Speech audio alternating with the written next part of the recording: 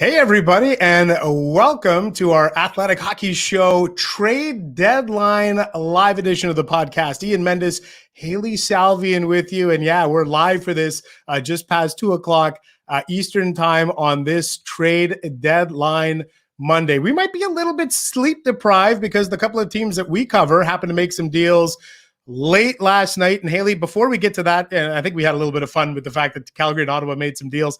I got to tell you, this has actually been a little bit more of an exciting trade deadline period than I think I had anticipated. You know, going into this, all I heard was flat cap and nobody's got money and there's not going to be, it's a buyer's market. But guess what? In the last 72 hours or so, we've seen the likes of David Savard and Nick Foligno and Jeff Carter and Taylor Hall, like some legitimately big names have been moved. And I would say, and maybe because we had the expectations a little bit lower, this hasn't been an underwhelming trade deadline for me. I don't know how you felt about the last 72 hours or so.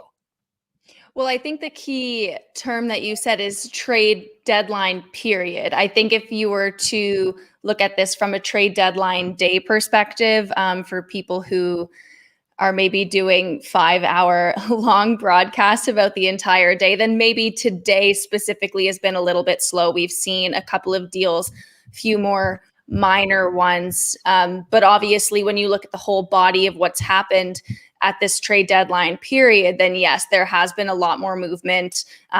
We've seen the Taylor Hall trade. We saw Nick Foligno. We saw David Riddick, Mike Riley. There has been a lot more. Jeff Carter. There's been a lot more happening than I think, as you said, we initially thought, but they haven't been on deadline day. I think I made the joke twice of, is today the trade deadline? I did it like 2 days in a row because things had started happening before actual deadline day. But, I understand getting a little bit of a head start, especially when there's quarantines. I mean, it's only a day or so for some of these teams, but definitely there's been more movement than I think we initially thought, because initially, I think we both thought, and a lot of people thought, that this was going to be a very quiet trade deadline. And we're going to have our roster of athletic writers join us throughout the course of this show. We're going to get you about 90 minutes worth. We'll take you to about 3:30 Eastern time. And of course, if something significant or seismic happens, we'll be sure to kind of break that all down. Now, I know the way that your schedule works today, it just so happens that the general manager of the team that you cover, Brad Treliving, is of speaking to the media at 3 Eastern time, 1 o'clock Mountain. So the way we're going to do this, just so our audience is aware and our listeners are aware, you are going to jump out just at the top of the hour here, and we're going to make a trade. The co-host of the Two-Man Advantage edition of the Athletic Hockey Show podcast, Scott Burnside, is going to slide in. So we're going to have Scott Burnside come in for the last 30 minutes. But the team that you do cover, Hailey, the Calgary Flames, made a trade yesterday. Do you expect them to be active at all? Like, do you think Sam Bennett could be on the move here in the next hour or so? Well, yeah, I think that the Calgary Flames are probably trying to be active, but I think the one, thing that a lot of us here in the market have discussed is, when you look at maybe some of the, at the draft, teams have their draft boards. They have their list of players that they really want. I think, unfortunately, if you're the Calgary Flames, some of their unrestricted free agents are probably not at the top of their trade board. So I think with the Flames, they're kind of waiting to see, who has interest in their players, who maybe falls through, what contenders are still looking to add pieces, because what the Flames continue to have to offer after David Riddick is, a lot of depth pieces, players like Derek Ryan, Joakim Nordstrom, Josh Levo. Sam Bennett is an option as well. He is a restricted free agent this year, and he's somebody who did ask for a trade at the beginning of the season, just a couple of weeks into, this year with the Calgary Flames. So, we've been talking about a Sam Bennett trade for a while now. It feels like we've been talking about it all season, because we have, and he's definitely an option. I think if there's a team who's looking for, a player who can play really well in the playoffs, we've all heard and seen playoff Sam Bennett. That is very valuable. And the Flames are in a position where they could retain salary. Sam Bennett doesn't have a huge cap hit. It's about $2.25 million. I don't have it up in front of me right now, but it's under $3 million.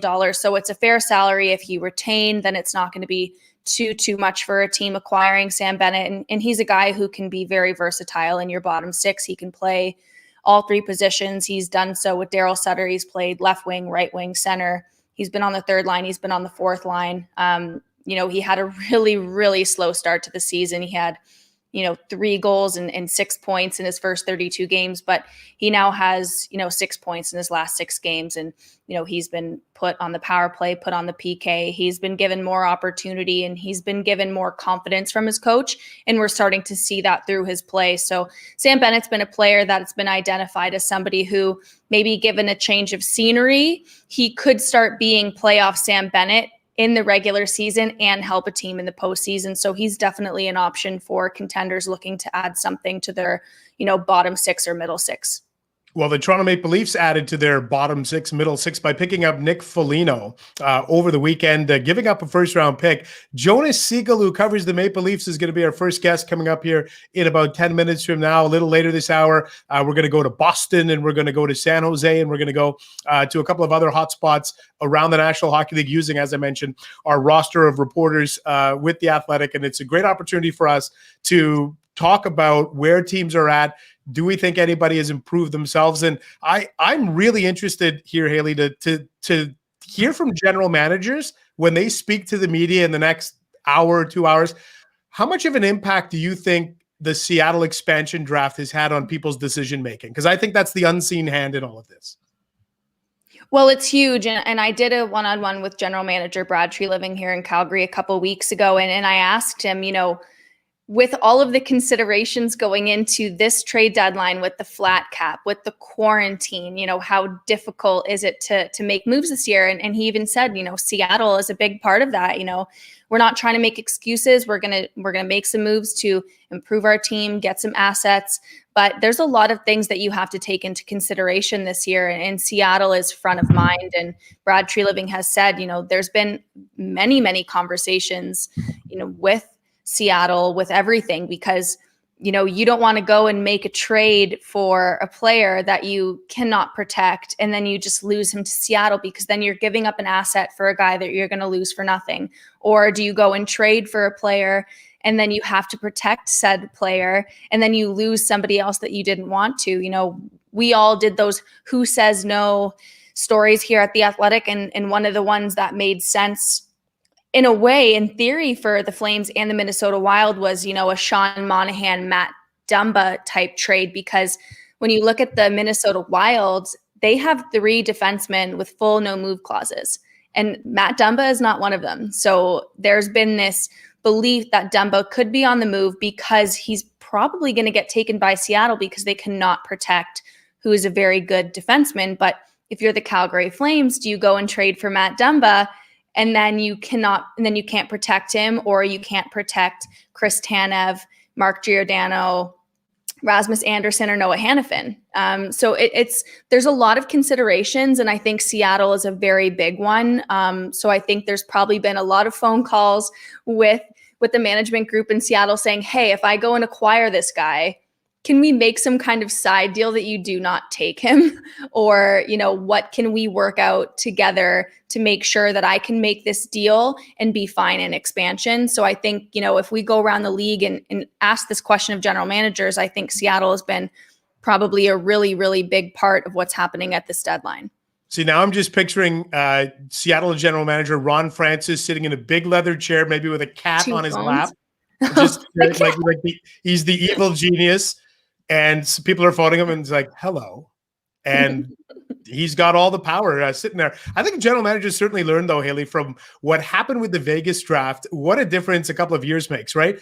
I think a lot of general managers went into the Vegas draft in 2017 and didn't quite realize the implications that were afoot, and basically made Vegas a ready-made Stanley Cup contender. This time, I think general managers are going in with their eyes wide open. So that's a great point that you raised, that they might be looking over to Seattle already and thinking, how can I make some moves and protect myself? But I also love that when I hear people say, well, the general manager would like to make a hockey trade. Like, really? Because what were you trying to get Kawhi Leonard? Like, of course you're making a hockey trade. Come on. Like, you're making a hockey trade. I get it. But I don't know if this is the time to do it, if after the season is the time. And again, probably just before that Seattle draft. I think it's going to be, I almost think that the Seattle expansion draft we're going to see more activity around that than we might see on a day like today. But I'll still say today hasn't been underwhelming, or the last 72 hours hasn't been underwhelming for me. Yeah, it's the last 72 hours. I mean, today has been interesting for me personally, and we discussed this before we started, but our colleague Dom Luszczyszyn got locked out of his Twitter account on trade deadline day. So I get a text this morning saying, hey, do you want to be chart girl for the day? Because I can't log into my Twitter account. So as we are doing the podcast, I am also, we can see for anyone watching, the glare is terrible. You can't actually see it for those listening or watching. Dom has been sending me his charts with his witty banter to go along with it. He is very critical already. He's a lot more harsh than I am. So I've had to distill things down from the way that Dom would say it. And he got mad at me for using capital letters because apparently when he does his charts, he only does all lowercase. So it's been a learning curve for me today. Busy day with the trade deadline. I'm doing charts, I'm doing the broadcast and the podcast and covering the Flames. So, there hasn't been that much happening in the league, but there's a lot happening here in my condo building today. Wearing many hats today. Well, I'd like to know how our resident statistical guru, Dom, got locked out of his Twitter account. Yeah, I think someone probably tried to hack into his account. I know some people were joking around and saying that his overly aggressive hatred of the Hall trade is probably what got him booted because he was not happy yesterday. If you take a look through his timeline, he was pretty heated. So some people thought it was funny. It was like, you were so angry that Twitter said we need to give this guy a break. But I think there was probably some kind of compromise to the account. So just hopeful that, he's able to get back in and everything's fine. But it is funny to think that it was his anger over the whole deal that got him booted off Twitter, of all things. Well, I think it's pretty interesting when you look at his initial report card that he did of the deal was, he didn't pull any punches and given Buffalo an F, I think maybe an F- on the deal. And we do want to remind you that if you head on over to The Athletic, if you're one of our subscribers, you do get the opportunity to get those real-time report cards right away. The beat writers are making assessments on the deals.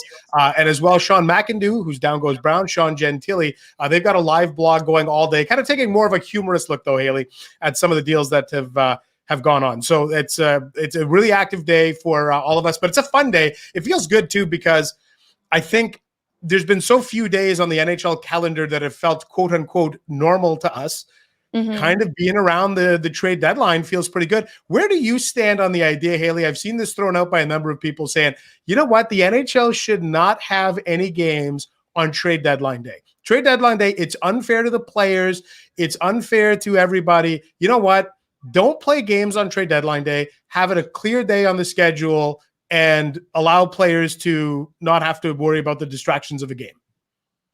Yeah, I understand that. And I believe last year at the trade deadline, we asked quite a few of the Sens players about that too. And I think it depends who you talk to. I think, you talk to some coaches and some players about the trade deadline and they say, it's just a business. We try to filter it out.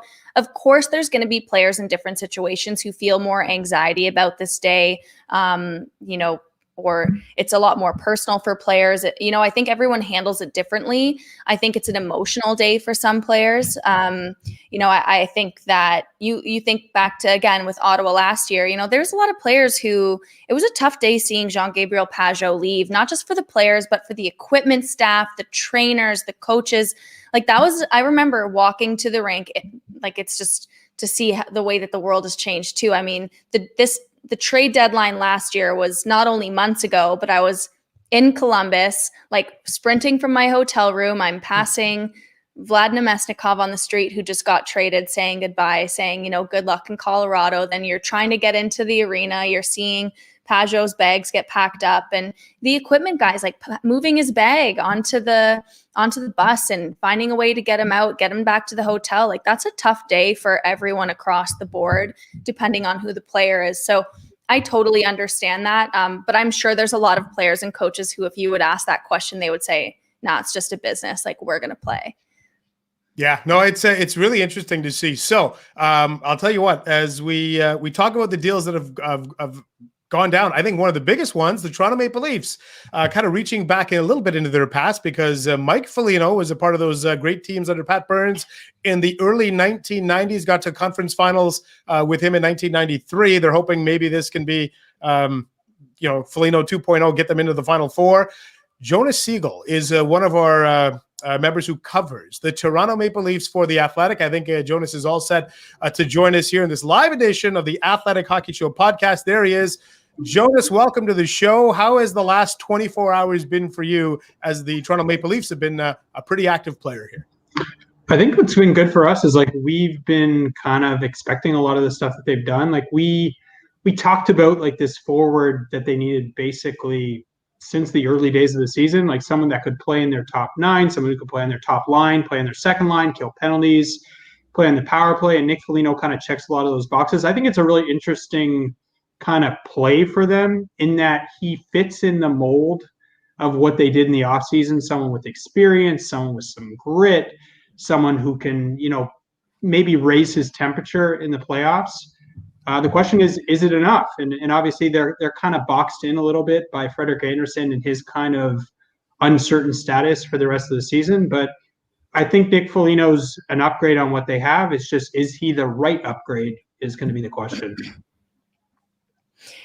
Was this something that was in your kind of ballpark? Was he somebody that you kind of highlighted as a player who could help the Toronto Maple Leafs, or did this come out of left field a little bit for you? No, it's funny. James Myrtle and I did a list of targets for the Leafs. It might have been a month ago.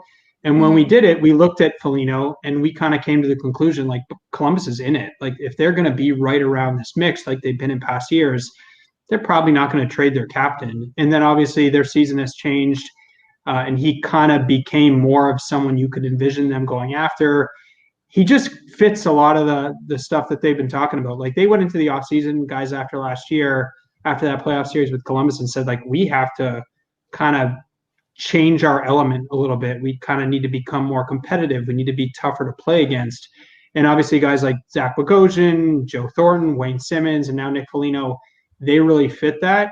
It was just going to be whether he was available. And that was kind of the box that, Kyle Dubas and a lot of the GMs across the league were in, is how many teams were selling and how many teams were clear sellers. And obviously Columbus, with all the injuries that they've had and some of the struggles that they've had on the ice, became a clear seller.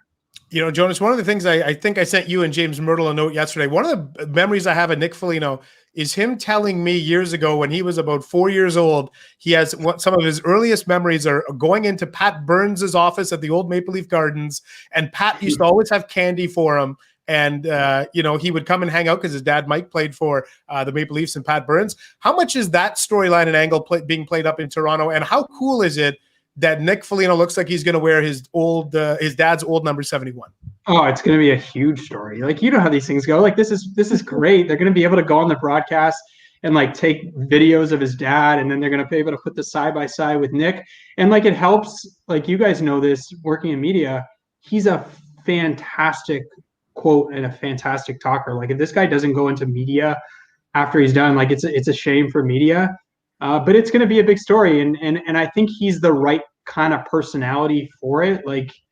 It's interesting, the 71 thing. When they signed David Clarkson all those years ago, there was all this talk about Wendell Clark, and David Clarkson leaned into it, and he obviously took the number 71, and it was almost creating too much of this mythology about who he was and what he was going to contribute. It's not like that, obviously, with Nick Foligno. He's so secure and comfortable in the league, and he's been around for so long. And obviously, he's grown up around the rink. And the Leafs have a lot of guys like that. Obviously, William Nylander. I'm trying to think who else his dad has played in the NHL, but it's not one. So they've kind of got those hockey bloodlines running throughout their room. Looking at, and you mentioned earlier about Freddie Andersen, and is this going to be enough for the Toronto Maple Leafs? The Leafs go out and sign David Rittich from the for David Rittich from the Calgary Flames. Is there an expectation that Dave is going to be playing as a number 2 until Freddie can come back? I guess, what does this mean for the Leafs goaltending situation? I think you hit on it. I think he's going to be the number 2 until they get Frederik Andersen back. They keep saying he's going to be back, and like all the whispers and such like from the team are that they're expecting him back at some point. But the reality is he hasn't been on the ice in 3+ weeks. And he was really struggling with an injury before that. He was struggling with his play. So I don't think they can really expect anything from him at this point. So they need insurance. They need someone who's better than Michael Hutchinson. And like, you can debate whether David Rittich is better than Michael Hutchinson. I think he is. I just think it's a little more experience just in case. Because the other thing is, like, Jack Campbell's gone on this crazy run. He goes for 12-0 tonight, which is nuts. But he's battled like his own injury issues, and that's like something that they're still managing. So just to have another guy who can play in the league and can play if they actually need him, I think is what they were after. Well, and I think, sorry, Ian, I think the one thing I'll just jump in and say, I mean, it's, and I had this conversation with someone earlier today, it's very strikingly similar, the situation that the Leafs are in that the Colorado Avalanche were in last year, where you're 2 injuries away from having Mike Hutchinson. Very nice guy. I covered him with the Marlies. No disrespect, but you're 2 injuries away from having Hutch in Game 7 of the first or second round of the playoffs. And, I don't think that the situation the Leafs, after making so many moves, making so many big signings, they want to find themselves in. No, and you don't want to be looking at that situation like, and we're coming out of whatever, Game 4 against Edmonton, and Hutchinson has just had a rough night, saying, man, too bad we didn't give up that 3rd round pick just to have a little bit more security. Like, you just do it. You're trying to win a cup. Jonas, before we let you go, Hailey and I love to do a little segment called Multiple Choice Madness on the Athletic Hockey Show. So I'm going to fire a multiple choice question at you before we let you go. Jonas, what member of the Toronto Maple Leafs do you think will feel the most intense heat / pressure / scrutiny as the Stanley Cup playoffs start? Is it A, General Manager Kyle Dubas, B, Head Coach Sheldon Keefe, C, Team Captain John Tavares, or D, whoever's the goalie, either Jack Campbell or Freddie Anderson? I think it's the goalie, because like either way, Jack Campbell has never started or appeared in an NHL playoff game. So if he's the guy, that's pressure. Frederik Andersen has had this rough year. He's really had his struggles in the playoffs, obviously. So if he's the guy, that's a lot of pressure. It's going to be the goalies. Obviously, there's pressure on Kyle Dubas for the team to perform. They need to get out of the first round. They need to have some tangible progress. But, man, the goalies, until they can kind of show it in the postseason, they're going to be feeling the most heat for sure. Well, listen, Jonas, we appreciate you taking a few minutes to kind of walk us through Toronto's perspective here on trade deadline day. Appreciate the time. Enjoy that game tonight as Jack Campbell tries to go for 12-0, and we'll talk to you again real soon. Thanks, guys. I love the show. Yeah, there he goes. Jonas Siegel, one of the best. And Hailey, that deal could not have happened if the San Jose Sharks did not get involved in the Nick Foligno trade. When we come back on the other side, our man who covers the Sharks, Kevin Kurz, will join us, talk about how things are going in San Jose. We'll get back to the show in a second, but first, dinner time can be chaotic. But with Freshly, it's easy. Their chefs take care of your meals a few nights a week and take the pressure off you. Freshly offers chef-made, nutrient-packed, delicious meals delivered fresh to your door, no cooking required. Grocery shopping and cooking, it can be a pain right now, right? But with Freshly, you don't have to worry about that. Your meals arrived already cooked and fresh every week, so you can keep your fridge stocked and skip the trip to the store. And ordering is super easy. Visit freshly.com and choose from over 30 delicious, satisfying, better-for-you meals like steak peppercorn, sausage baked penne, or their chicken pesto bowl. And Freshly can fit your lifestyle, and right now, our listeners can try Freshly for just $6.16 per meal. Stop searching the internet for healthy food near me every night and start living life freshly. Your meals, they're always delivered fresh, never frozen. They're ready to heat and enjoy in just 3 minutes. And right now, Freshly is offering our listeners $40 off your first 2 orders when you go to freshly.com/NHL show. Stop stressing about dinner. Go to freshly.com/NHL show for $40 off your first 2 orders. That's freshly.com/NHL show for $40 off your first 2 orders.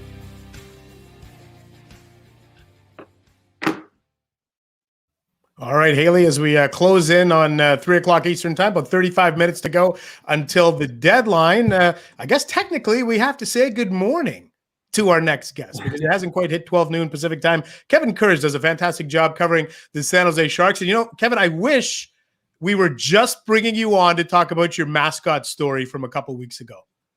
Oh, yeah. Sharky gets stuck in the rafters, man. That was great. Yeah, thanks. That was a fun one. Yeah, that's way before I got here, but it's one of those things that it seems to resonate with the fan base and with people that were involved for whatever reason. I guess just because it was so weird. Well, hey, listen, it was a little bit weird to see the San Jose Sharks get involved in the trade deadline stuff, but not really for a player, but more to take on some salary, kind of be a third party in that deal with Nick Foligno going from Columbus to Toronto. What was your sense of just that move in particular and San Jose taking on some salary to get a pick? Yeah, it's not all that surprising. They've sort of been telegraphing this, what they were going to try and do since really the beginning of the month. Joe Will, the assistant general manager, said so. And then when we spoke to Doug Wilson after the Devan Dubnyk trade, he suggested it again. So, they've left themselves this cap space, and it was by design. They could have maybe been a little bit more aggressive in free agency in the offseason, but just based on where the team is right now in this, transitional reset season, whatever you want to call it, that cap space was more valuable to gain assets. And then, we'll see what they can do with some of these assets in the draft. And, you go back to last draft, they had 9 picks. I believe it was 9, but whatever it was, they used them all on forwards, and they didn't trade any out. They still have the second round pick this year, still belongs to Ottawa Senators as the final piece of the Erik Karlsson trade. So, they're in a mode right now where they're just trying to, I think, restock the system and integrate some young players into the NHL lineup while also, again, building up, collecting more assets and trying to build the system up. And Kevin, you mentioned, that this has been a bit of a transitional season for the San Jose Sharks. What does this move and the Dubnyk trade, trading away their starter, what does this signal to you about the direction of the San Jose Sharks? Yeah, it's a good question because Dubnyk was really the only other NHL-ready goalie they had in the system. And, on the ice, he wasn't really lighting it up, I guess. Look at his numbers. They weren't exactly outstanding, but he was a guy they brought in, and they've talked so much about the culture in this dressing room, and it was off last season with the departure of Joe Pavelski. They lost so many games early, coaching change. No one was on the right page. So I think first and foremost, they wanted to reestablish the culture here, and they have taken some strides in that direction. And Dubnyk was a guy that I think came in and helped. He's a good guy. He's well-liked by his teammates. They brought in some other guys like that, Matt Nieto, who had been here before. And so they have Dubnyk, and I think part of the reason he was attractive to the Sharks was because he only had one. It was only a 1-year deal. He's a pending UFA. I'm sure they had this in mind that they could maybe flip him for a draft pick or two at the trade deadline, and that's exactly what happened. So now they'll turn to some younger goalies.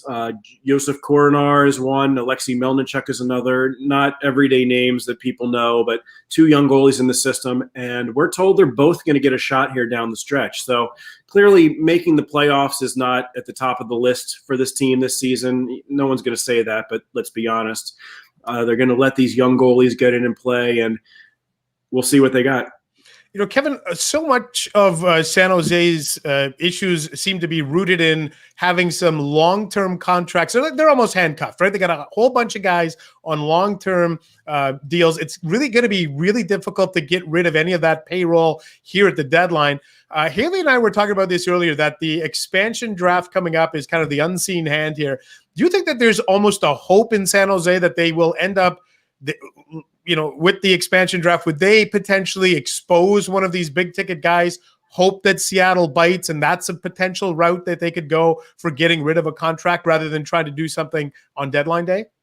Yeah, I've wondered that too. And Brent Burns, I think, is would be at the top of the list as maybe that potential guy, just because he is older. He's 36 years old. He has 3 years left after this one at $8 million a year, but he's still an effective player. And really, that's a credit to Burns. I think that he might be attractive, I think, to some other teams. Now, I think you could also say, well, if they're going to expose him, why wouldn't they try to trade him and get something back for him?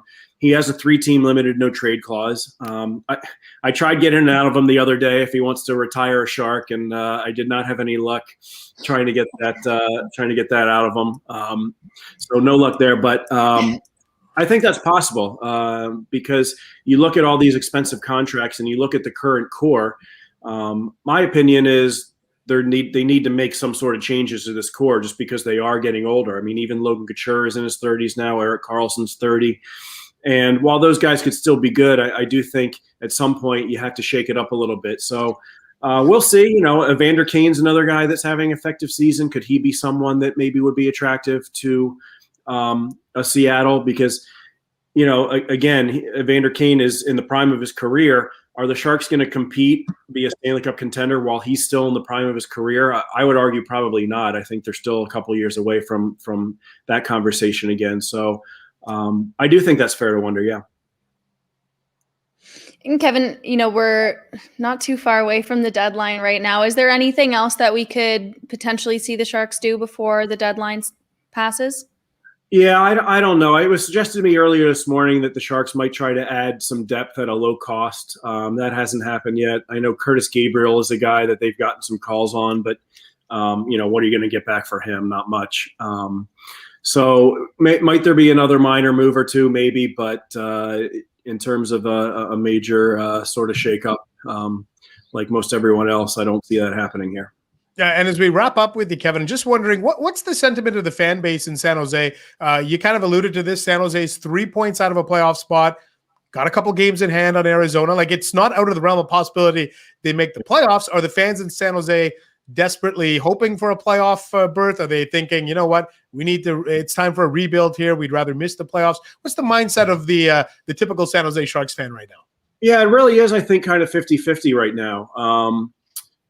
Obviously making the playoffs would be an accomplishment just because I think this team coming off of a last place finish last season, making the playoffs and even being in the conversation, I do think is a credit to Bob Boughner and the job he's done. They have reset that culture. They have gotten better performances as the season has moved along from Evander Kane, Erik Karlsson, Martin Jones, all three of whom got off to terrible starts. They've been trending in the right direction. So, but at the same time, I do think they realize that this team isn't going to compete for a Stanley Cup. If they make the first round, they're probably just going to get smoked by Colorado or Vegas. So it's probably more beneficial if they miss the playoffs and take their chances in the lottery and come away with maybe a top 10 pick if they get lucky. Well, we feel lucky that we had you with us here, Kevin. Thanks so much for taking a few minutes with us, and enjoy the rest of your trade deadline day. Yeah. Okay. Thanks, guys. Take care. All right. Thank Kevin you. Kurz in San Jose. And, anytime I think when I say San Jose Sharks trade, the only thing that comes to mind for me, Hailey, Joe Thornton. One of the most lopsided trades of all time. No? Why? When I say San Jose Sharks trade, what comes to mind? I thought you were going to say something about Erik Karlsson. Sens guy, Karlsson. I just thought I was trying to segue naturally to our Boston Bruins beat reporter, Fluto Shinzawa, who covers the Bruins, and I was trying to tie in San Jose and Boston. But why don't we do that? We'll bring in Fluto right now from Boston, where Taylor Hall, we believe, is en route to your city. Fluto, first of all, thanks so much for doing this. How's your trade deadline day shaking out so far today? Taylor is one of 3 players currently inbound somewhere on the road because we've got him and Curtis Lazar driving somewhere on the Mass Pike or on the thruway to Boston, and then at the same time, we've got up in your area, Ian, Mike Riley driving somewhere south from Ottawa. So the Bruins have help inbound, which they desperately need after they took an 8-1 kicking against Washington last night with pretty much a JV lineup. So yes, reinforcements very much necessary here in Boston. Yeah, and about a 7-hour drive if there's no issues for Mike Riley to get from Ottawa to Boston. So let's talk about the Taylor Hall deal for a second here, Fluto, because I think a lot of people in the hockey world were looking at this and saying, wow, The Boston Bruins got a former Hart Trophy winner without giving up a first-round pick. What's the feeling like in Boston in the fan base as they land Taylor Hall and only give up a second-round pick? And maybe you could tell us a little bit about Anders Bjork as well and where he fit in big picture in Boston. He did not fit in. Five healthy scratches for Anders going into the trade deadline. Has tons of speed, pretty good shot, but just a poor fit. They tried him on the fourth line, just not heavy enough, not defensively responsible enough, and then just skill in terms of making plays when he got his top 9 chances, which were pretty numerous over his years here. And then you look at the other piece that they had to give up to get Taylor, second round pick. Okay, that's going to be a pretty good NHL player, you would think. So what does that mean for the return? Well, let's look at the numbers. 1 5-on-5 goal for Taylor Hall, which shows, okay, this is not the Taylor Hall from the 2017-2018 year when he was an MVP.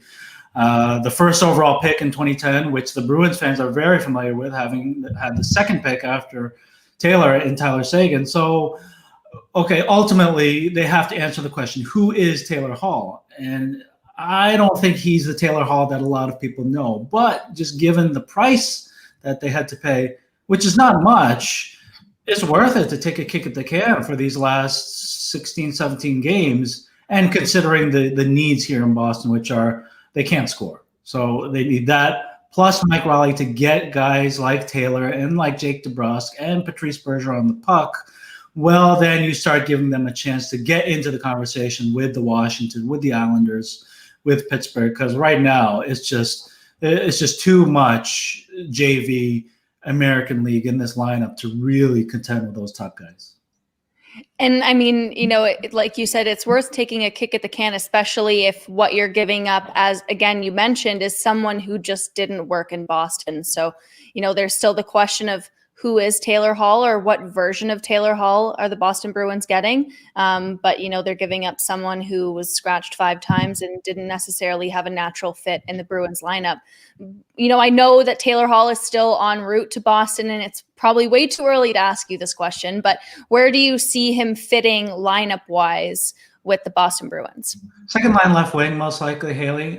This is a very good opportunity for Taylor, right? Just because he's always been the player that's had to be the guy, whether New Jersey, obviously Edmonton, Arizona, even in Buffalo, they thought, okay, here's the perfect playmate for Jack Eichel on the first line. Well, he doesn't need to be that guy. They've got the best 200-foot left wing in the game in Brad Marchand on the first line. So, and really, maybe he even goes in on the third line, just because Nick Ritchie has been a pretty good number 2 left wing for these guys. Maybe even Taylor goes on the right side on the second line. It's the big thing is now Bruce Cassidy has options. It's not just, okay, let's try this, let's try that. Well, now you can try Jake DeBrusk as your number 2 right wing. Now you can try Craig Smith as your number 2 right wing. Maybe even David Pastrnak as your second line right wing, as long as you know that you have 3 pretty decent left wings and obviously an elite one on the first line with Brad. But then you follow that up with Taylor Hall, Nick Ritchie. Then you start making teams think, okay, we can't just load up on Bergeron, Pastrnak, Marchand, and then just let the other lines go. They've got some options here. And then you throw in Lazaro, and he said he's healthy. He's missed some time, but he'll be an okay plug-and-play kind of bottom 6 player, you would think.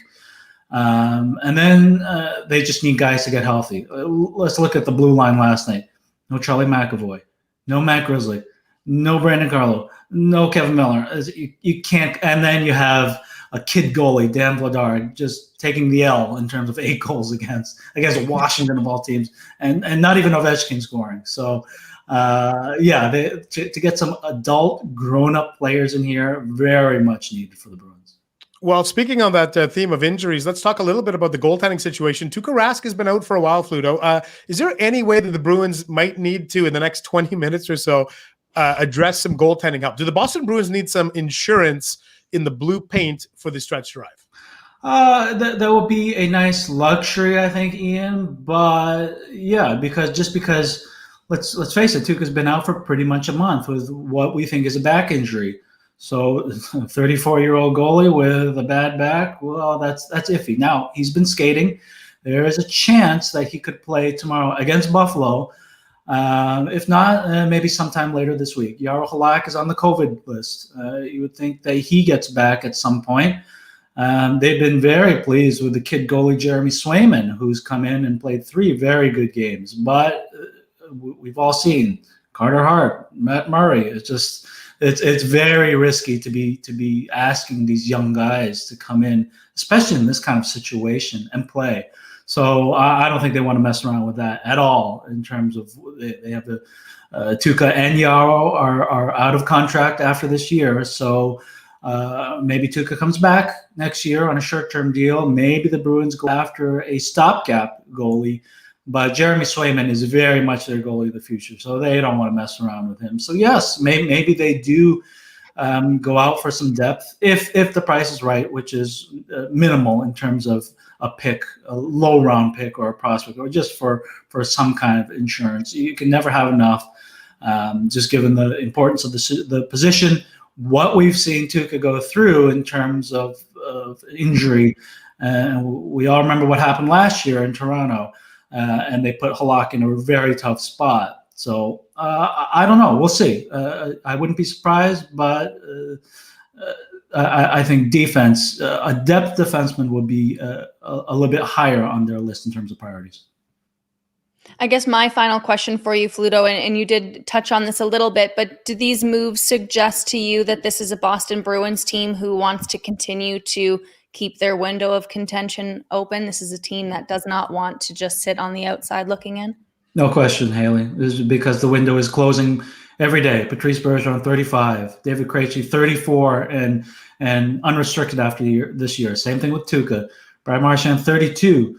So you only get so many opportunities with this group. And we've seen at the start of the year, this was as hard a team to score against as any team in the league. Now, they had their issues scoring, and that's been their issue for a little while here, even dating back to last year. But the Bruins think that if they can shore up the defense with Riley, and you're going to get McAvoy and Grzelcyk back at some point, perhaps Carlo in a few weeks, that as long as they can retrieve pucks and get it going the other way and get pucks through from the point, which they've really struggled to do this year, that goes a very long way in initiating the 5-on-5 offense.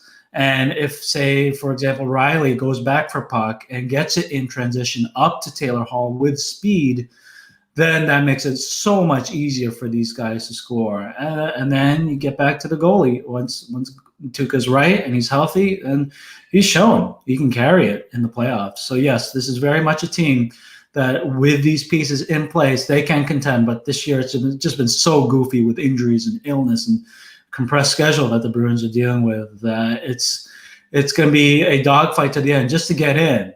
But if they do get in, and if they're relatively healthy and some of these pieces are at threshold level in terms of where Taylor Hall should be at, then yes, they can contend with Washington, the Islanders. And before we let you go, should we look at that East Division, Fluto? It looks like if Boston is going to make it, it looks like they're going to be the 4 seed in that division. Is there an opponent amongst Washington, the Islanders, and the Pittsburgh Penguins that you think matches up better for Boston? Meaning, what team should Boston hope wins the division if they're the 4 seed?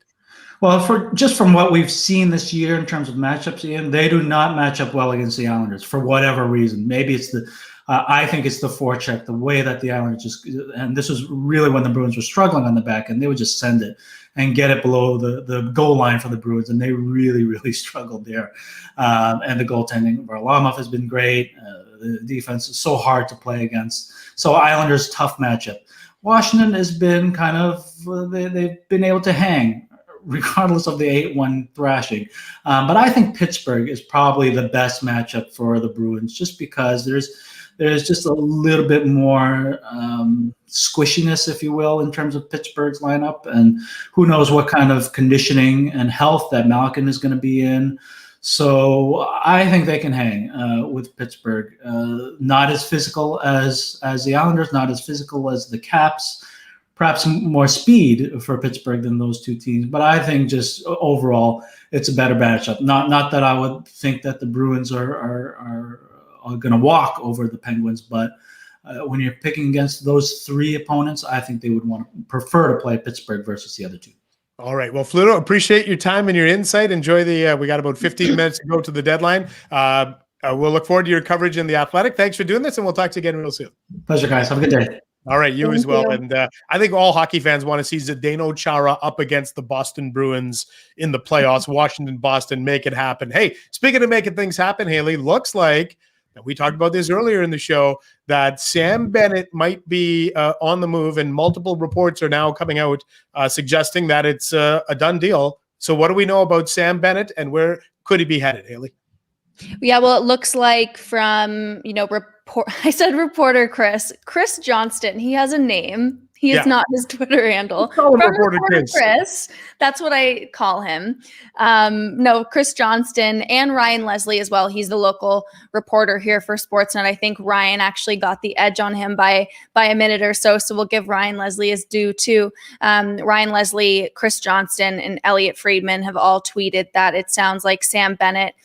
There is a deal in the works to send Sam Bennett to the Florida Panthers. There's not many details around what the return will be, what this trade is going to look like, but it does seem like Sam Bennett is going to be on the move. As we mentioned off the top of the show, this is a player who requested a trade. He's been wanting a change of scenery, and I don't believe that this is the first time that this has been requested by Sam Bennett. I think, in previous years, there had been, tensions between the two sides, Bennett's camp and the Calgary Flames on his role. We're just getting right now from Pierre LeBrun, Sam Bennett being traded to Florida for a second round pick plus a prospect. That is more than I probably would have thought that the Flames would have gotten for Sam Bennett, looking at what the market has been from different teams. Some people might call that an overpay. That's a great return for Brad Treliving and the Calgary Flames. There was a lot of discourse around people saying that Brad Treliving was valuing Sam Bennett too high. Nobody could agree on a price, and Tree kept it close to the chest. He held on to Sam Bennett, and that's a really good return for a guy who wanted a bigger role, who had requested a trade. He was the highest draft pick the Flames have ever had, and he just never ended up, producing to the pedigree of a fourth overall pick.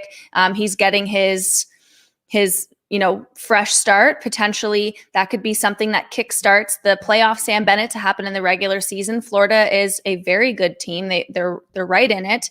So I'm interested to see how this plays out for Sam Bennett and the Florida Panthers, but that's a great, and it sounds like Emil Heineman is the prospect coming in.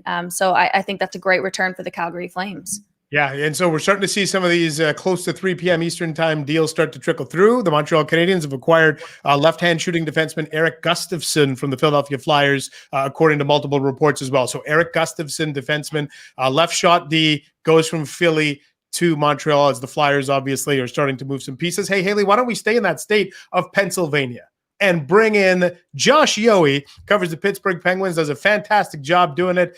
And Josh, first of all, thanks for taking the time to join us here on this live edition of the Athletic Hockey Show podcast.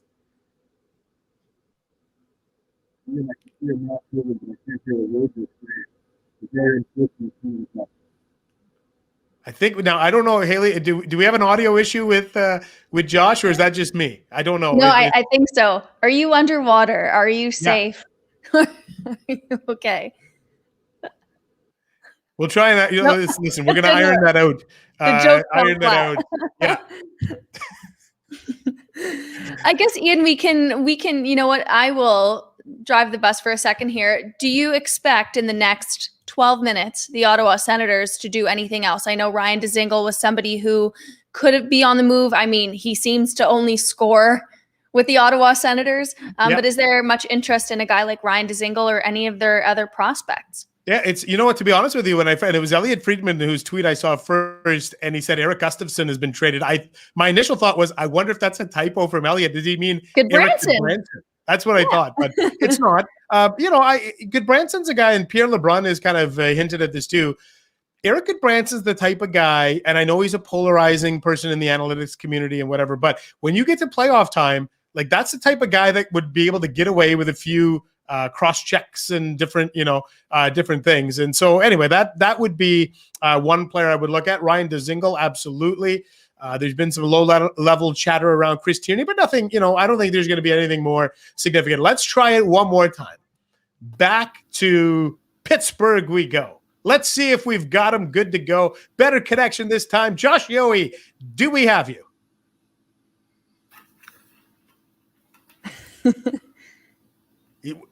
Dramatic Can you hear pause. us here, Josh? I don't think he hears us. No, he doesn't have us. No. All right. We tried 2 times with Josh Yohe, but that's the beauty of doing live shows. I love it. I actually missed this element of doing television and radio, so I like that. It's a thrill. But it's too bad the Penguins picked up Jeff Carter, which I thought was an interesting move because Carter can play a little bit of right wing, actually a little bit of left wing. He can play center. That's to me an interesting deal. In fact, and this is the question I wanted to ask to Josh Yohe, and this one came into us via Facebook from one of our viewers here asking, what would you say was the idea behind Jeff Carter to Pittsburgh? I'm a Kings fan. My brother-in-law is a Penguins fan. Neither of us mind the deal, but neither of us really get it either. Well, I know that in kind of reading some of the stuff that Josh has been putting out in Pittsburgh and some of the stuff, the Penguins have been looking for some depth. And a lot of this, too, is I think predicated on Evgeny Malkin. Is he going to be healthy? Is he going to come back? They need some help. And the Penguins have, I think, they're almost like Boston. I look at Boston and Pittsburgh in the same way, Hailey. They got one more kick at the can, so to speak, with this group of guys. And they figure, you know what? Jeff Carter, 2-time Stanley Cup winner, been to the Cup final 3 times. Bring him in here. He's still got some tread left on the tire. We don't have to give up a first-round pick, anything crazy like that. I think that's the thought process behind the deal. And we'll see. I mean, I think obviously Ron Hextall is a big part of this too. You got to remember Ron Hextall would have had some time with Jeff Carter back in the day. And the Philadelphia connection is probably, important to note there. But I don't mind the move for Pittsburgh, but I don't know that it's going to be a move that all of a sudden I'm looking at the Penguins and saying, you know what, that's a Stanley Cup contender. I kind of feel like they are who they are right now. Yeah, I think that's probably a fair assessment. And I wish that we had Josh on here or even someone like Lisa Dillman who could speak to, what Jeff Carter brings to the table for the Pittsburgh Penguins. But, I know I saw a lot online about the move. And I think a lot of people on the Kings, we go back to our earlier discussion about should there be games on these days? And, forgive me, I don't know if the Kings are playing today, but I do know that this has been a difficult 24 hours for the LA Kings organization because, you re-sign Iafallo and people are happy that he's going to be there, but then you're losing a guy in Jeff Carter. And I think there's probably a lot of people on the team who are, feeling the sting of that. And I guess that probably speaks to what he brings to the table in that dressing room. I don't think the Penguins are starving for leadership by any means with a guy like Sidney Crosby wearing the C with the Penguins. But, I think it's going to be interesting to see what Jeff Carter brings to the table. They're bringing in another veteran presence. Again, we don't, it depends on Evgeny Malkin, but I think this is going to be one where we have to wait and see, what is the plan for Jeff Carter? And those are the kind of questions that I have, what's the plan? What's his fit? What's his role going to be? And ultimately, how is this going to turn out for the Pittsburgh Penguins? And a lot of that is something that, we're either getting from our beat writers or we're getting from just watching how this plays out. Well, Hailey, I know that you've got to run because in a couple of minutes, Calgary Flames General Manager Brad Treliving is going to be speaking to the media, 1 o'clock Mountain Time, 3 o'clock Eastern Time. So why don't we do this? It's going to be a crossover episode of the Athletic Hockey Show. You like crossover shows, Hailey? Here we go. Let's bring him in from the waiting room. Scott Burnside is the host of the Wednesday edition of the Athletic Hockey Show, 2-man advantage edition of it. Scott Burnside is ready to hop in here. It's trade deadline day, so why not make the trade? It was 1-for-1, Hailey Salvian for Scott Burnside.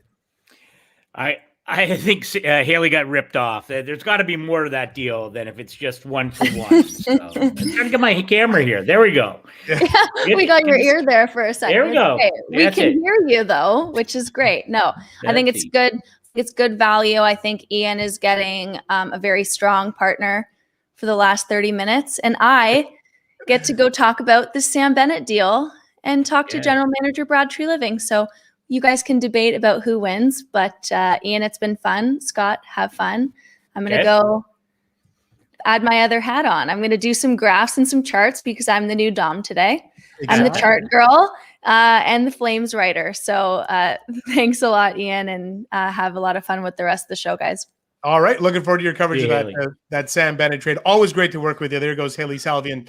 So Scott Burnside, as we close in on 3 Eastern time, what are just kind of big picture? What have been your impressions of trade deadline day? And even if you want to draw the line back the last 48 hours or so, like how have you felt about this period leading into the deadline?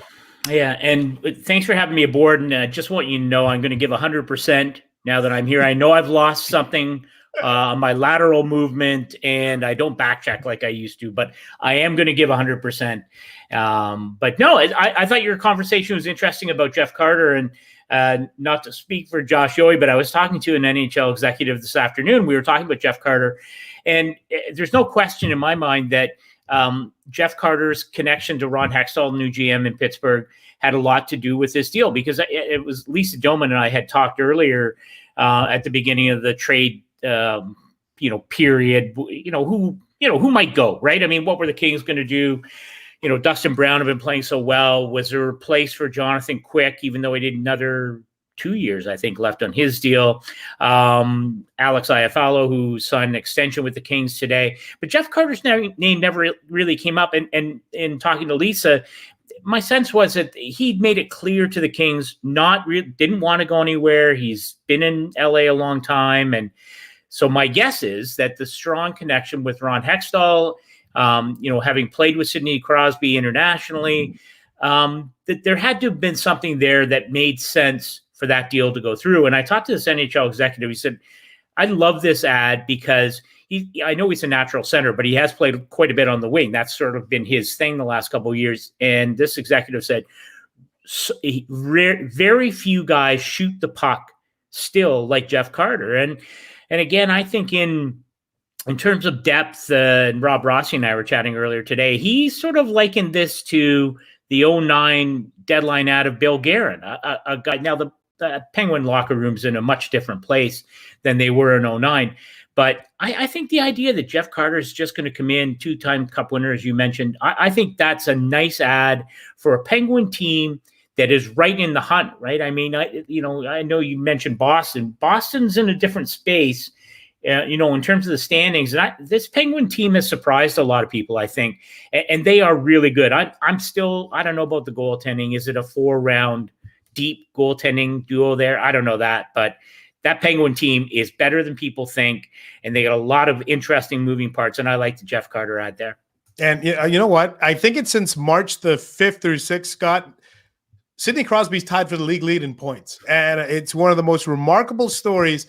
And at 33 and change, Sidney Crosby is as dominant. He's probably not going to get a ton of love for the Hart Trophy. That's going to go to McDavid and a couple of other names are going to get to more consideration. But what Sidney Crosby has done this year, this might be some of his most impressive work, because Malkin's been sidelined. The goaltending, at the beginning of the year, Casey DeSmith and Tristan Jarry were giving them like 870 save percentage. It felt like they were surviving. And Sid has just been dynamite this season, Scott. Yeah, well, and you know what? This team reminds me a little bit of 2017. They're coming off the Cup win in 2016, and Chris Letang was hurt, and they were like, who repeats? No one repeats, but it was Sidney Crosby, right? Who was such, just as he has really since day one, just driving that machinery, and even the turmoil with Jim Rutherford abruptly stepping away and Ron Hextall coming in and Brian Burke. I loved his comment. It was to another Canadian network, and something about, we're not we're not kissing people's butts to have them come play here. And it goes back to what my sense is. Jeff Carter would have really wanted to be there, that there wouldn't have been, like if you don't want to go and play with Sid and Malkin, okay, they probably don't want you. And I think this Penguin team is going to be interesting. That whole East Division, the Islanders, Washington, Pittsburgh, I assume Boston hangs on, although, boy, you watched them last night and it's not pretty there. But let's assume Boston hangs on. Whatever the final standings, those playoff matchups are going to be fascinating to watch unfold. And the Penguins are right there. And as we close in on 3 Eastern time, why don't we take a break? And on the other side, we'll be on the other side of 3 Eastern time, and we can kind of maybe start to digest some of the deals that have taken place here at the 2021 NHL trade deadline.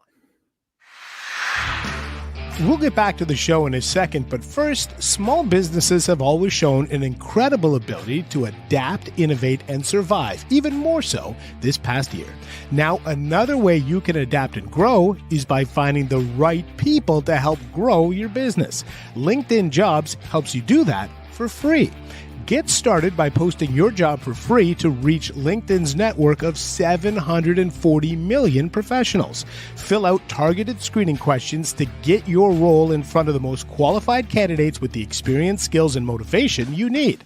Then, with the simple filtering and management tools, you can easily review, rate, and hone in on your top candidates. LinkedIn Jobs can help you hire the right person for your role. And your first job post is free. Just visit linkedin.com/NHL show. Again, that's linkedin.com/NHL show to post your first job for free. Terms and conditions apply.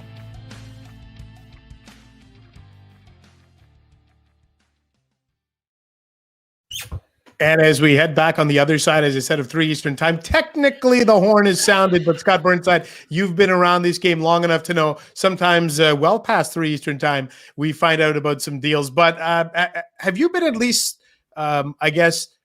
satisfied with the amount of activity? Even if you think the last few days, getting names like Nick Foligno and David Savard and Jeff Carter and Taylor Hall moving. A couple of weeks ago, there were some people suggesting you're not going to see anything at the deadline because of the flat cap and the pandemic. But I would say that this was a decent trade deadline vis-a-vis the expectations we may have had going into it.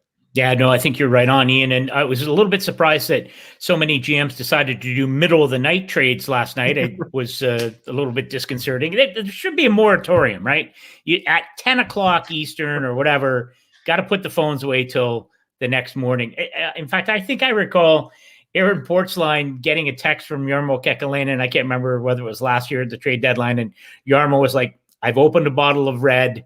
You can rest easy. See, that's the kind of, you like that kind of communication with the GM. But no, I think your point's an excellent one. I don't think anyone really had a sense of what was going to happen because of all those factors. I mean, you throw in the Vancouver COVID outbreak situation and their uncertain schedule, all those kinds of things. The Seattle expansion draft looms large for, again, because all these things are interconnected, but, acquire a player if he's got term left on his deal. Now does it create an additional layer of problem for a GM with the expansion draft. So, and I think that's why you saw a lot of players on expiring deals go.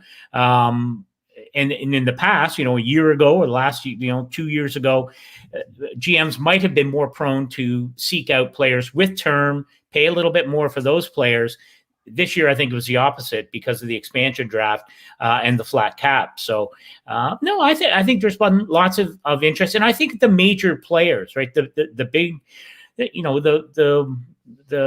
the high end teams, the true Stanley Cup contenders. I was fascinated to watch Joe Sakic, recently, within the last 15 or 20 minutes, adding Carl Soderberg, another player that he knows well, on top of adding Patrick Nemeth, who I thought was absolutely terrific in his time in Colorado. And I think he fits very nicely there. I was a bit skeptical of Devan Dubnyk as the backup goalie for Philip Grubauer, but I talked to a goalie, former NHL goaltender and analyst today, and he said, really, he's been pretty good the last little while and felt that he with the experience that he had, that Dubnyk was going to be a very nice fit in Colorado. So, that's a team that most of us would have liked as a top 3 or 4 team in the NHL. They're even closer, I think, to being cup worthy than they were 24 hours ago or 30 hours ago. As we kind of scroll through the social media here and get past 3:00, our colleague in Minnesota, Mike Russo, has reported the Wild have not done anything. They've stood pat on deadline day. The Wild were such a curious team for me, Scott, because I think at the start of the year, I don't think anybody thought, you didn't know what they were going to be. But they've been one of the pleasant surprises, and I wonder what the fan base is thinking in a year in which you're definitely making the playoffs. Like, there's no doubt about that. Yeah. You're making the playoffs. That you didn't do anything at the deadline. I wonder how much heat will be on Bill Guerin and company in Minnesota, or will people just be happy that they were kind of status quo? But I think it's interesting a team like Minnesota didn't do anything today. Yeah, no, it is interesting, but I'm not surprised. I think, and I think there are teams who are in this same kind of sort of where they are in their evolutionary arc. And I think of a team like the New York Rangers. Now, they aren't where the Wild are, which is, and I agree with you, Ian, guaranteed playoff spot in the West. I thought they'd be scrambling for 4th. But I think if I'm Bill Guerin and I look at this team and I see some of the young players who've really stepped into the fore for the Wild, a lot of their veteran players are transitioning to smaller roles. Guys like, especially Zach Parise. We know that Mikko Koivu, of course, left and then retired. But he does, at some point, he's going to have to deal with Matt Dumba. I think everyone expected after Jonas Brodin got the contract extension that at some point, Bill Guerin would try and find a place for Matt Dumba, and he's a kind of defenseman that should yield a pretty good return. But at the deadline, maybe a little bit harder. And my sense of Bill Guerin is, listen, I'll deal with that before the expansion draft. Yeah, right now, this is a team is going to have an unexpected playoff experience. I think it's a huge order for them to beat either Vegas or Colorado in the first round. I mean, let's be honest. But if I'm Bill Guerin, I want to see how those kids perform. I want to see what that room looks like when they have the opportunity to play in a playoff series against one of the top 2 or 3 teams in the NHL. And then you can sort of make some decisions after that. Who shows, how do they respond? And I think it's going to be a terrific learning experience for everyone in that lineup. I think it's going to be a great learning experience for Bill Guerin. And of course, Dean Evason, who in my mind has to be in the top 3 or 4 in terms of Jack Adams consideration. I just think he's done a great job there. So I'm not really surprised that Matt Dumba was the obvious guy, I think. But I don't think you want to be making an ad and disrupting your plan for the future. And especially if it means maybe pushing down one of those young players who's earned the spot, whether it's on a second power play unit or in the top 9 position. So I'm not surprised, and I'm fascinated to see how the Wild finish out the stretch run and how they fare in the first round of the playoffs. Well, we've got some more deals coming in, and Pierre Lebrun, our colleague and your co-host on the Wednesday edition of the Athletic Hockey Show 2-Man Advantage podcast. The Ottawa Senators have made a deal. Scott, Eric Goodbranson was an interesting name on his way to the Music City. So Eric Goodbranson to Nashville in exchange for a 7th-round pick in 2023. We've gotten to the point where we're now trading picks in 2023. And I think one of the interesting elements of all of this, Scott, is general managers being so kind of unsure about the 2021 draft. I think a lot of them would rather punt down the road and say, you know what, I'd rather have a year where our scouts are in the building and these kids are playing full seasons.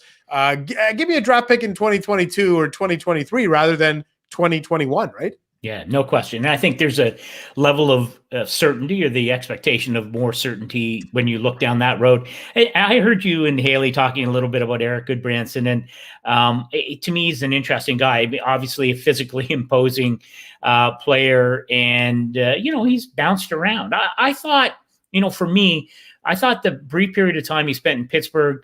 And the Penguins have a real history of reclamation projects on the back end. Jeff Schultz is one of them. I think they're doing it right now with Mike Matheson. But I thought Eric Goodbranson was really good there in the brief time he was there. And I like this ad because I think Nashville's the number 4 team in the Central. And they certainly did pivot from being one of the top potential sellers at the trade deadline a month ago to, here they are at the very end, bolstering a blue line. They've had their injury list is unbelievable, but Ryan Ellis just now back in the lineup.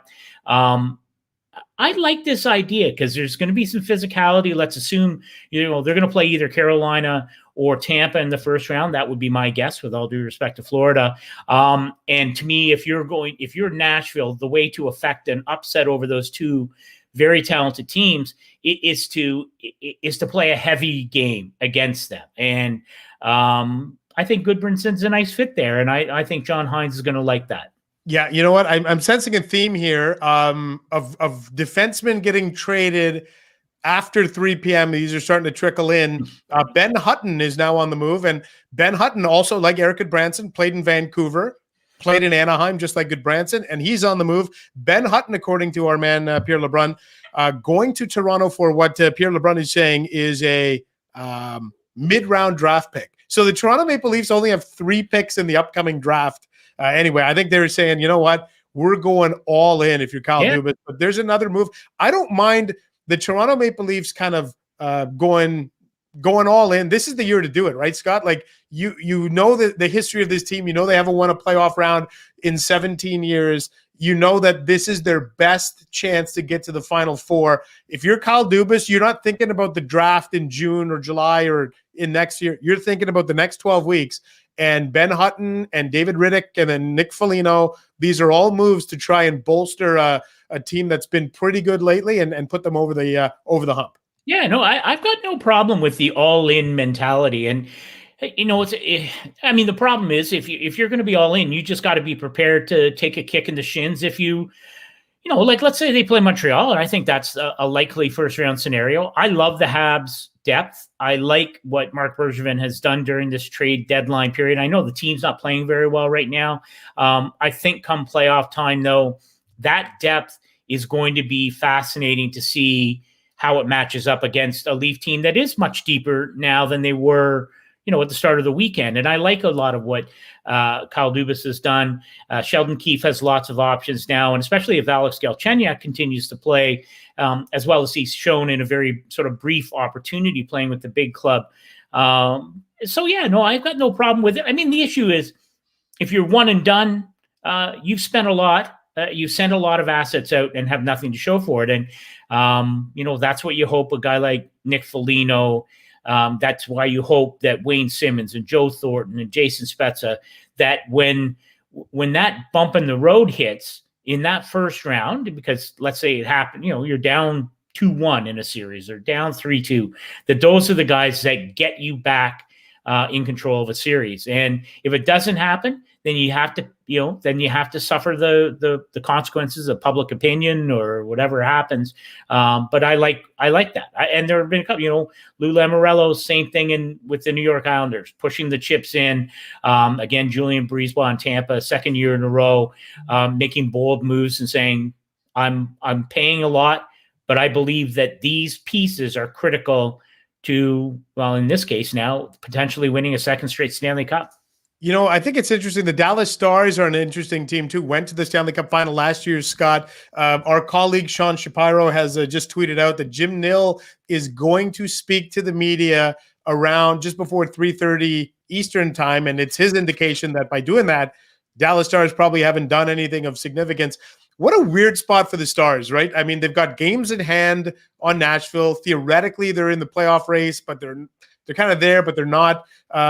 What do you make of Jim Nill apparently standing pat at the deadline here? Yeah, interesting day, though, for the Stars in that they collect Sami Vatanen off waivers from the New Jersey Devils. And I think a lot of people felt, well, that means now that the Stars may be looking to move Jamie Oleksiak, scored a highlight reel goal last night. And I know I watched the game and people were like, oh, this could be his last goal as a Dallas Star. But I think Jim Nill would like to keep Jamie Oleksiak. And Stars are in such a tough spot. You mentioned not just with the schedule and they have games in hand. I just don't see how yes, they are still in the hunt. I think though that the hole that they've been put in due in large part to their early outbreak and the compressed schedule. I believe Andre Sekera was injured, and so that might have led to the Sami Vatanen ad. But you keep Jamie Oleksiak in the fold. I'm more curious to see how Jim Nill handles this team moving forward. You've got Tyler Seguin, who has yet to play this season. Now he's back skating, but hasn't played this season. Jamie Benn, two of them combining for north of $19 million against the cap. John Klingberg has one more year left on his deal. And next year at this time, you have to pay John Klingberg and Miro Heiskanen. There's so little wiggle room. And the Seguin and Ben contracts are just, they make life very difficult for Jim Nill. So it'll be interesting to see what they do moving forward. I think it's an uphill battle for them to make the playoffs, but they're one of those teams that if they're able to reel in Nashville, what about a Stanley Cup final rematch in the first round against Tampa? Could easily happen. It would be fascinating to see if they could get healthy and they can sneak into the playoffs. Yeah, definitely changes the dynamics. I think it's too big an uphill road, I think. Yeah, you know what? And the team that is in between Nashville and Dallas is Chicago Blackhawks. Mark Lazarus is going to join us here in a second just to talk about Chicago here at deadline day. They're kind of in that awkward spot. I also want to get your take here, Scott, if possible, on the St. Louis Blues, a team that I think a lot of us just went ahead and penciled in. Oh, they're going to be a playoff team, no problems there. But they've kind of become unhinged, unglued in the last few weeks, but they don't do anything in and around the trade deadline. Does that surprise you at all? And the guy, I was looking at Hoffman, and he had been scratched, and you had looked at some other pieces, and you thought, you know what, they're going to do something. They didn't do anything today, and looks like they're standing pat. Well, and the interesting part with Doug Armstrong, the GM there, also GM of Team Canada for the Olympics in 2022 in Beijing, and he's not a guy who's been afraid to make moves, even though his team has been, in and around the playoff picture. Traded Kevin Shattenkirk one year at the deadline. The next year traded Paul Stastny. I believe the year they traded Kevin Shattenkirk, they made the playoffs and beat Minnesota in the first round. So I was a bit surprised that Doug Armstrong didn't make at least one move, but I think it may be one of those things that you mentioned Mike Hoffman, it's not a huge exposure for that team. It was a 1-year deal, started in the season on a PTO. But he hasn't been what I think people thought he was going to be. But maybe these moments are what will help to solidify him and the rest of that lineup down the stretch. With all due respect to Arizona, St. Louis should be that team. They should be the fourth team in that West Division. And, as we were talking about Dallas, if St. Louis is in the playoffs and we assume good health and maybe a little bit more swagger from Jordan Binnington, that's still a team very much built as they were in 2019 when they won their first Stanley Cup. They're a team that you can't take lightly. It'll be interesting to see. Maybe this is what gives Mike Hoffman a jolt down the stretch. So I still like the Blues as one of those teams that come playoff time, assuming they're there, you can't snooze on them because the way they're built. One of the Blues' biggest historical rivals, not in the same division this year, but usually they are, Chicago Blackhawks. Mark Lazarus is all set to join us here on this trade deadline day. Mark, first of all, good afternoon. Thanks for doing this. Oh, no problem. Happy to. Hey, listen, first question for you is, what's the feeling in Chicago amongst the fans? Are they hoping that Chicago can somehow land that fourth playoff spot, or is the feeling like, you know what, Nashville's been too hot lately, that ship has sailed? How are Chicago fans feeling about the stretch drive with their team right now? Honestly, it's pretty mellow in Chicago right now. People feel like they're playing with house money to a degree because nobody expected anything this year. When Doc broke his wrist and then Jonathan Toews was out and they were going to be bad to begin with, they let Corey Crawford walk. People were expecting like Buffalo levels of disaster here, and it really hasn't been that. It's been kind of a fun season if you're a Hawks fan. Lots of rookies in the lineup, lots of guys scoring their first goals, some excitement for the future. And here they are, just 4 points behind Nashville for that fourth spot. I don't think anyone's expecting them to get it. I don't think anyone will be too broken up if they don't. But they are where they are. They're in that mushy middle, which, they're not going to get a top 5 pick probably, but that's okay because they've gotten enough out of this season that the pick is less important than the progress. So I think everyone's kind of mildly content, which is an unusual feeling in Chicago. Hey, I noticed you've been waving the Stan Bowman pom-poms, and no, I'm being slightly facetious, but honestly, I think Stan Bowman had a pretty darn good trade deadline period. I thought the return for Matthias Janmark, as you noted, I was looking at myself, and one goal in his last 14, I think, and goalless in his last 10, and not to run down Matthias Janmark, but really, his effectiveness was much earlier in this season.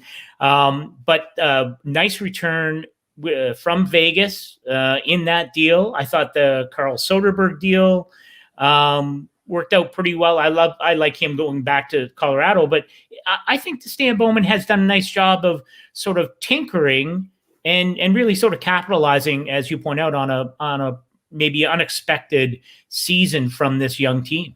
Yeah, I mean, I think he's had a good deadline. He's had some bad years these last few years, but he's had a nice little run now. And you go back to last week or whatever it was, where he got Vinny Hinostroza for basically nothing. Comes in, he's got assists on his first 2 games. He's playing on the second line. He's got some chemistry with Dominic Kubalik early.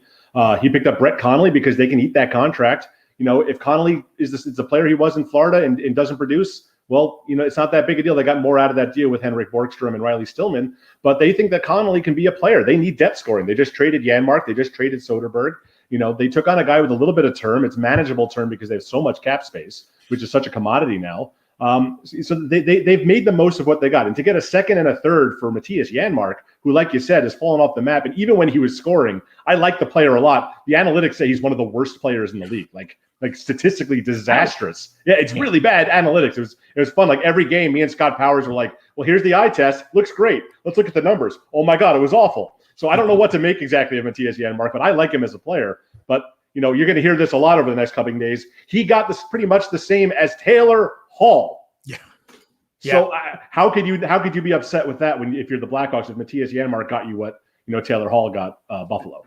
Yeah, it wasn't Taylor Hall spelled Haul. That's for sure. Hey, I'd love to know, pick your brain a little bit about Adam Gaudette ends up in Chicago. Yep. What's the fit like there, and why'd they make that trade with Vancouver?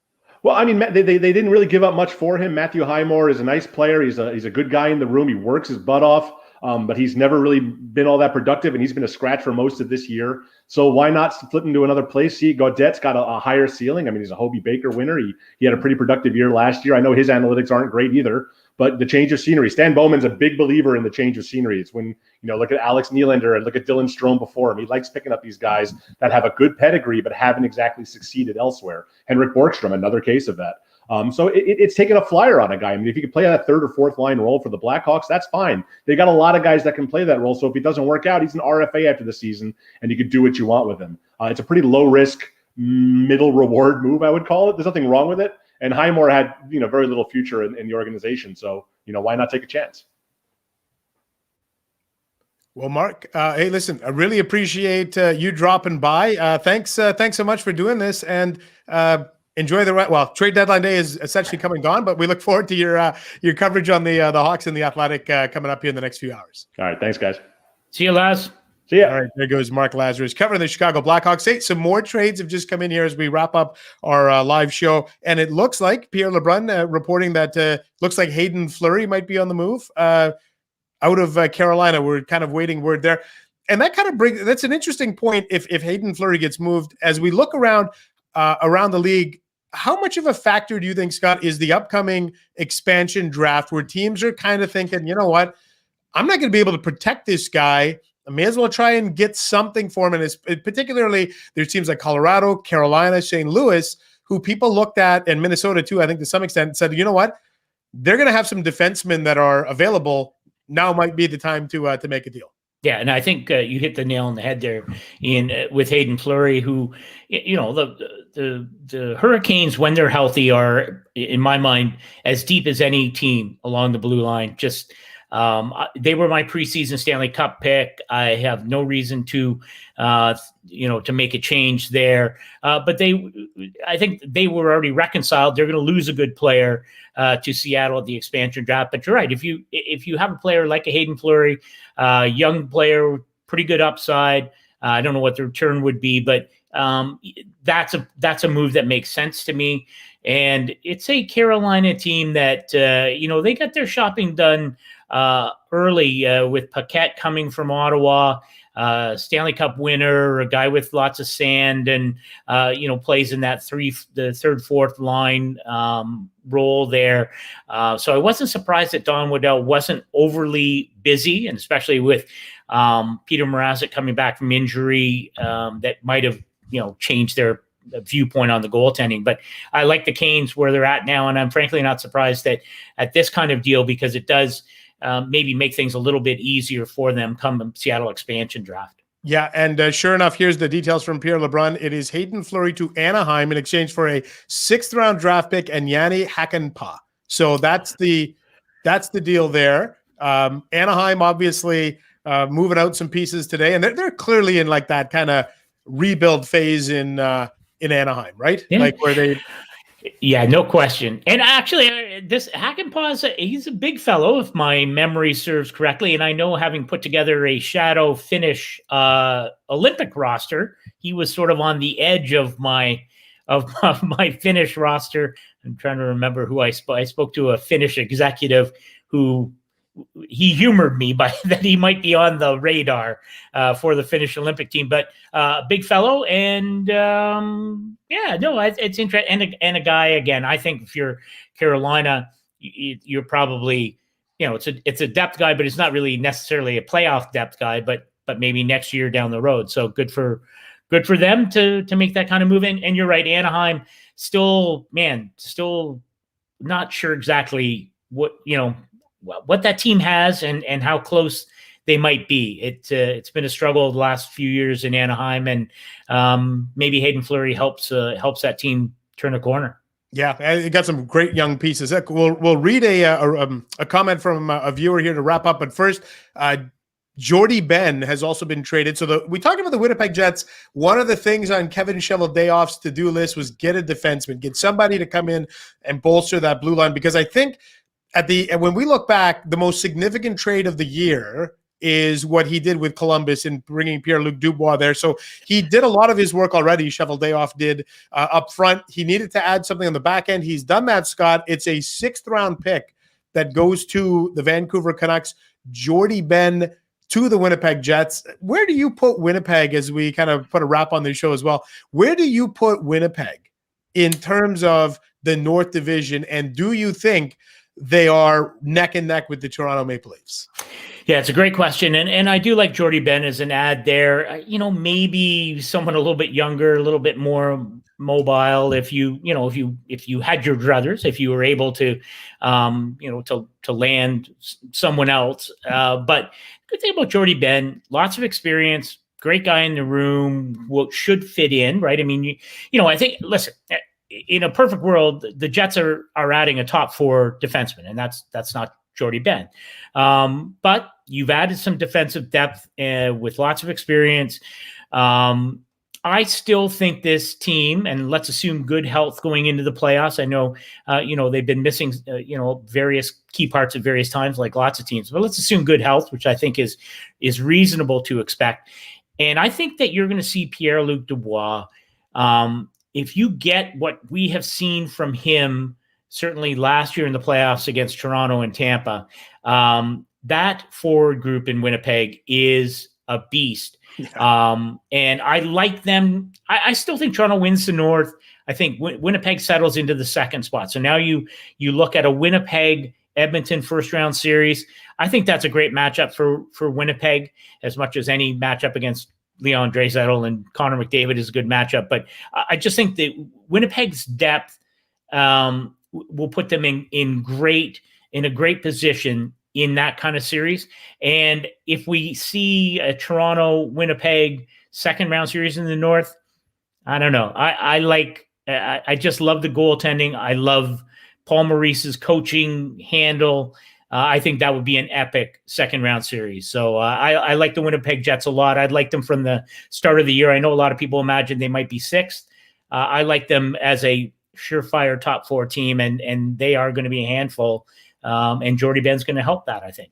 Yeah, and as we wrap up the show, like I said, we got a question here we're going to tackle. This one comes in from Jerry on Facebook, who wants to know, Scott, what about the teams that should have made a move today but didn't? I don't think the Minnesota Wild fall in that category. So is there any team that kind of stood pat to you or didn't do enough at the deadline that you're like, you know what, I think you needed to do something at the trade deadline. Yeah, I don't know that right off the top of my head, I'm not sure that there is one that fits that sort of bill. You know, I was curious about what Philadelphia was going to do, and they're not really in it anymore, frankly.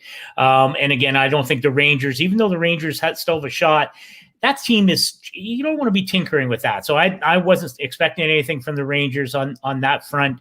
Some of the teams like Montreal had done a fair amount of their work beforehand with Eric Stahl coming in.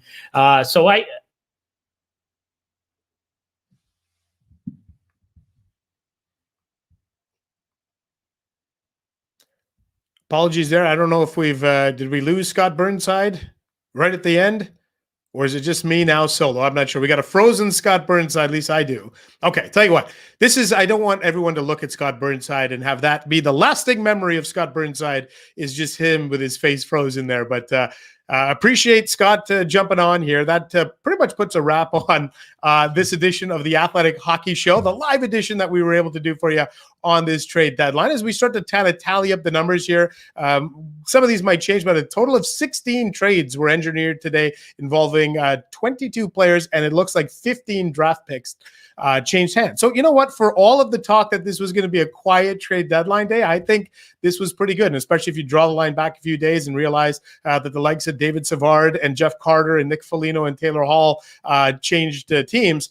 It was pretty interesting. We really appreciate all of you following along live with us here on Facebook, Twitter, YouTube, wherever you were on this trade deadline day. Thanks so much for taking the time to listen to us, or if you're doing this on the podcast, please subscribe to us on your favorite podcast platform. Leave a rating and review. As you know, we would always appreciate that. The frozen Scott Burnside, he's going to be unfrozen, I promise, in time for Wednesday when the two-man advantage edition of the Athletic Hockey Show comes your way with Pierre LeBrun. I'll be back in this chair on Thursday with Down Goes Brown, Sean McIndoe. And a reminder that annual subscriptions to The Athletic, you can get them for $3.99 a month when you visit theathletic.com/hockey show.